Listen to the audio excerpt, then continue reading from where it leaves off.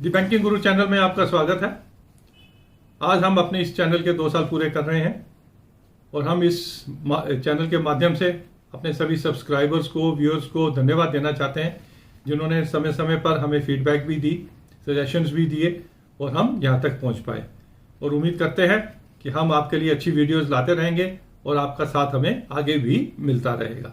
आज हम अपनी इस वीडियो में capital gains on sale of property, क्योंकि 2 साल हो गए हमें होम लोन की बात करते हुए। जिन लोगों ने होम्स ले रखे हैं हमें उम्मीद है कि उनकी प्रॉपर्टी अच्छे अप्रिशिएट हो चुकी होंगी और अब वो डिसाइड कर रहे होंगे कि हमें उस प्रॉपर्टीज को कंटिन्यू करना है या अगर वो रेट्स बढ़ गए हैं तो प्रॉफिट कमाना है। अगर आप प्रॉफिट कमाते हैं तो आपको अपनी टैक्स लायबिलिटीज भी अंडरस्टैंड करनी चाहिए। तो आइए आज आप अपनी इस वीडियो में देखते हैं कि जो प्रॉफिट हमें प्रॉपर्टी सेल करके होता है उसके ऊपर टैक्स कैसे लगता है, जिसे हम कैपिटल गेन टैक्स कहते हैं। 2 तरह का कैपिटल गेन है, short term capital gain and long term capital gain. Short term means अगर 36 महीने के अंदर अंदर आप प्रॉपर्टी बेचते हैं और प्रॉफिट कमाते हैं तो उसे शॉर्ट टर्म कैपिटल गेन कहा जाएगा, और अगर 36 महीने के बाद आप सेल करते हैं तो उसे लॉन्ग टर्म कैपिटल गेन कहा जाएगा।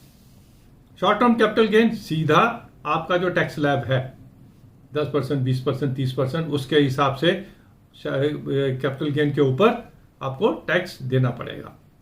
लॉन्ग टर्म कैपिटल गेन में कुछ कंसेशंस हैं, कुछ वाया मीडियाज अवेलेबल है जिसके थ्रू आप टैक्स, कैपिटल गेन के ऊपर टैक्स आप बचा सकते हैं या डेफर कर सकते हैं। हम उसको भी देखेंगे।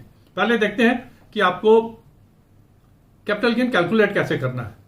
तो बेसिकली आपकी जो सेल प्राइस है उसमें से एक्वायरिंग कॉस्ट ये हमें रिड्यूस करनी पड़ती है और इसमें इंडेक्सेशन का भी अमाउंट रिड्यूस करना पड़ता है। आपने प्रॉपर्टी एक्वायर की थी 10 साल पहले, उस समय उसकी 100 रुपए की थी। आज की डेट में इनकम टैक्स के एक फार्मूला के हिसाब से इंडेक्सेशन करके उसको हो सकता है उसकी वैल्यू आज के दिन में 180 आ रही हो। तो अगर आप 180, मैं एग्जांपल के तौर पे बोल रहा हूं, अगर आपकी 180 से ऊपर की प्रॉपर्टी है तो आपको प्रॉफिट हुआ, और अगर विद इन 180 है तो उसको आपकी एक्विजिशन वैल्यू मानी जाएगी और उस पर टैक्स कैपिटल गेन नहीं लगेगा। और अगर आपने ड्यूरिंग द पीरियड जो आपने प्रॉपर्टी एक्वायर की थी उस पर कुछ रिपेयर्स एंड रिनोवेशंस या एडिशंस किए हैं, वो भी आपकी कॉस्ट ऑफ एक्विजिशन मानी जाती है। तो ये हो गया how to calculate your capital gain. अब कैपिटल गेन हो गया तो अभी आगे क्या करना है। सबसे पहले अगर आप उस पर टैक्स देना डिसाइड करते हैं कैपिटल गेन पे और आप कुछ भी नहीं करना चाहते हैं, सीधा प्रॉफिट कमाना चाहते हैं, तो आपको long term capital gain 20% plus जो सेस 3% होगा वो लगेगा। अब आप अगर प्रॉपर्टी शिफ्ट कर रहे हैं, एक प्रॉपर्टी को सेल करके नई प्रॉपर्टी में जा रहे हैं, तो आप कैपिटल गेन टैक्स बचा सकते हैं। कैसे? उसकी कंडीशंस हैं। सबसे पहले जितना भी अमाउंट है आपका कैपिटल गेन का, टोटल अमाउंट नहीं, कैपिटल गेन का जितना अमाउंट है आपको एक किसी भी बैंक में आपको कैपिटल गेन अकाउंट खोलना पड़ेगा। कैपिटल गेन अकाउंट 2 तरह का होता है, सेविंग बैंक अकाउंट और term deposit account. Saving bank account में वही नॉर्मल सेविंग का रेट ऑफ इंटरेस्ट मिलता है, टर्म डिपॉजिट में आपको एफडी का रेट उसमें मिलता है। लेकिन ट्रांजैक्शंस जो हैं हमेशा सेविंग बैंक अकाउंट में, जिसे टाइप ए अकाउंट कहते हैं, उसमें से ही आप ट्रांजैक्शंस उसमें कर पाएंगे। जब भी आप इस कैपिटल गेन अकाउंट से पैसा विड्रॉ करेंगे तो आपको सर्टिफाई करना पड़ता है कि नेक्स्ट 60 डेज में आप इस मनी को प्रॉपर्टी परचेज करने के लिए या प्रॉपर्टी कंस्ट्रक्ट करने के लिए यूज करेंगे। और क्या कंडीशंस हैं कैपिटल गेन के टैक्स बचाने के लिए? आपने एक प्रॉपर्टी सेल की, लेकिन परचेज आपको एक ही प्रॉपर्टी करनी पड़ेगी अगर आप कैपिटल गेन बचाना चाहते हैं। अगर आप 2 प्रॉपर्टीज परचेज करना चाहते हैं और सेल एक प्रॉपर्टी की है तो आप कैपिटल गेन से बचा नहीं सकते हैं।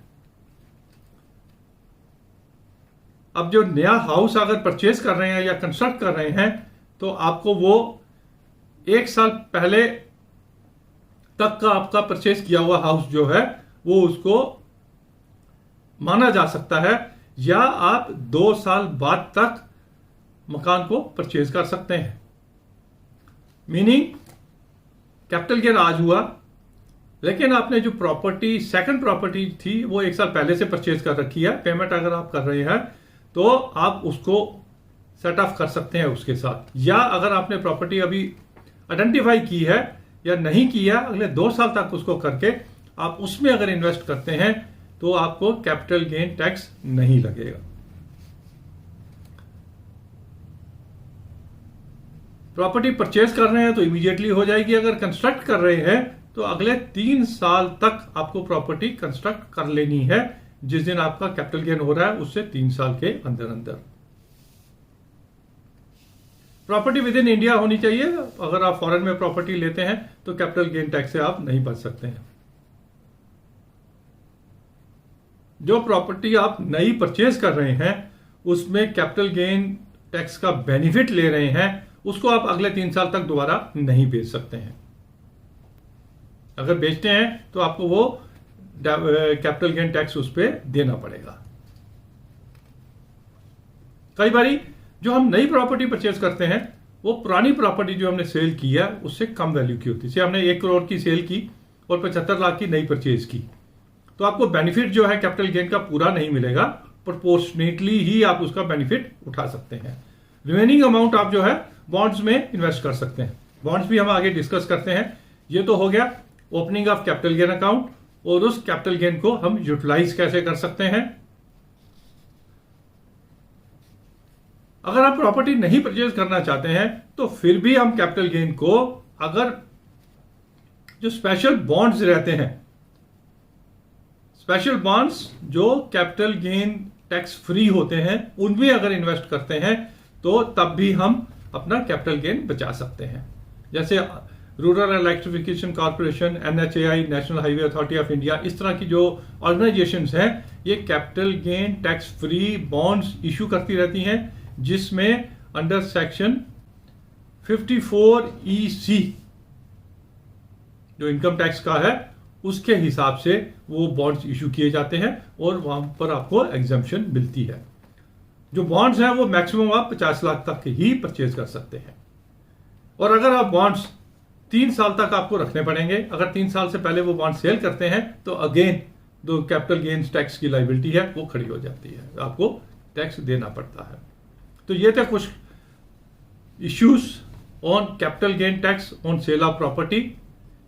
कुछ इश्यूज हो सकता है हमने फर्दर माइन्यूटली नहीं लिए हैं क्योंकि अदरवाइज वीडियो काफी लंबी हो जाएगी।